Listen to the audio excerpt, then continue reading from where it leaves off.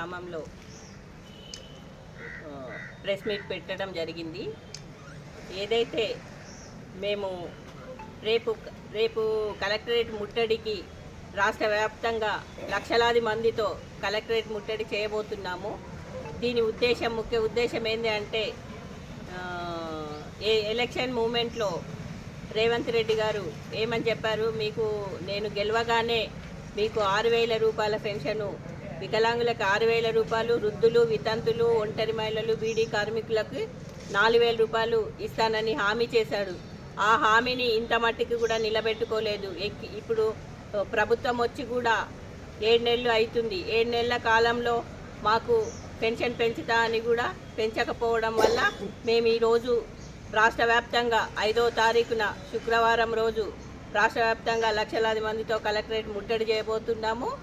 ఎందుకంటే పక్క రాష్ట్రంలో ఏ విధంగా పెన్షన్ ఇచ్చిండో ఫస్ట్కి ఎక్కగానే పెన్షన్ ఫస్ట్కే ఇస్తా అన్నాడు. ఫస్ట్కి 7,000 రూపాయల పెన్షన్ ఇచ్చాడు.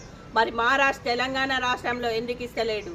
తెలంగాణ రాష్ట్రంలో ఇచ్చిన హామీ నిలబెట్టకపోతే ఖచ్చితంగా రాబోయే రోజులలో ఈ కలెక్టరేట్ ముట్టడి కాగానే మేము సీఎం ఇంటికి ముట్టడి కూడా చేయబోతున్నాము.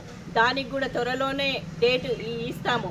ఎందుకంటే ఇచ్చిన హామీ నిలబెట్టుకోవాలి అంటే ఈరోజు నువ్వు ఎక్కినప్పటి నుంచి 7 నెలల పెన్షన్ మొత్తం కూడా కట్టియకపోతే నీ మెడలు వంచి కూడా మేము వసూలు చేసుకుంటాము. ఎందుకంటే వికలాంగులు, వృద్ధులు, వితంతులు, ఒంటరి మహిళలు, బీడీ కార్మికుల పైసలే నీకు తక్కువబడ్డాయా? ఈరోజు నువ్వు 5 హామీలు ఇచ్చావు, ఏ హామీని నిలబెట్టావు?